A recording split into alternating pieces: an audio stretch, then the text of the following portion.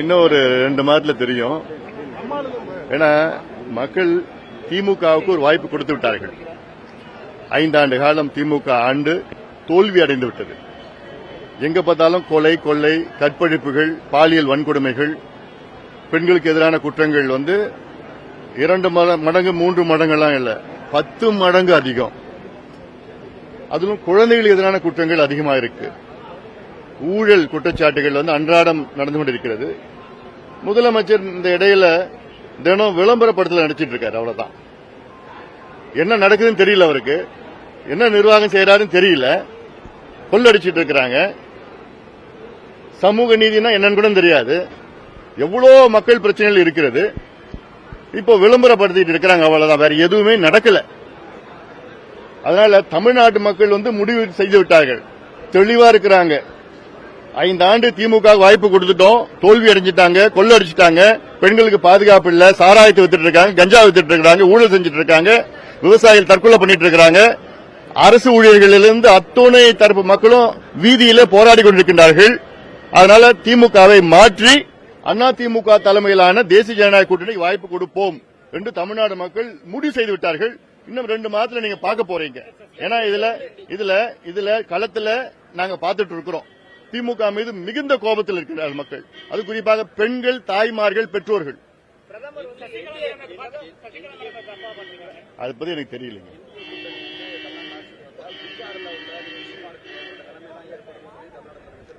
இது வேடிக்கையா இருக்குது. இல்ல, பீகார் வேறு, தமிழ்நாடு வேறு.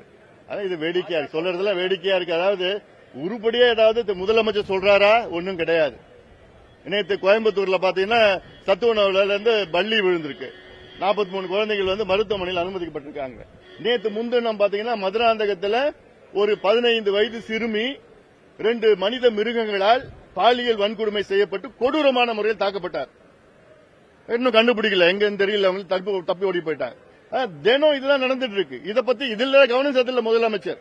விளம்பரப்படுத்திக்கிட்டு தமிழ்நாடு மிளிர்கிறது, ஒளிர்கிறது என்று சும்மா ஒன்னும் இல்லாத வெற்று விளம்பர படத்தில் நடிச்சிட்டு இருக்கிற முதலமைச்சர் இதையும் பாருங்க, சட்ட ஒழுங்கையும் பாருங்க. கஞ்சா தடுத்து நிறுத்துங்க, கொலையை தடுத்து நிறுத்துங்க, பாலியல் வன்கொடுமையை தடுத்து நிறுத்துங்க. நிச்சயமா அதை பத்தி எங்களுக்கு தெரியல. நிச்சயமா வலுவா இருக்கு. அதனால யார் என்ன பேசிட்டு இருக்கோன்னு உங்ககிட்ட சொல்லணும்னு அவசியம் கிடையாது. அதனால அதெல்லாம் பார்த்துல அப்புறம் பாத்துக்கலாங்க.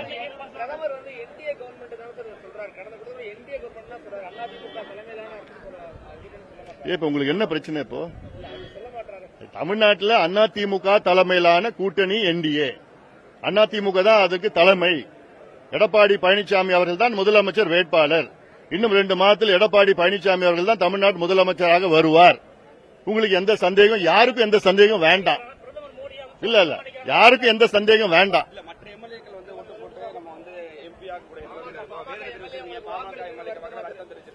ஆமா, அதுக்கு இதுக்கு என்ன சம்பந்தம் இருக்கு? அதான் நான் சொல்லியிருக்கேன், எடப்பாடி பழனிசாமி அவர்கள் முதலமைச்சராக வருவார். அதிமுக ஆட்சி தான் தமிழ்நாடு நடக்கும்.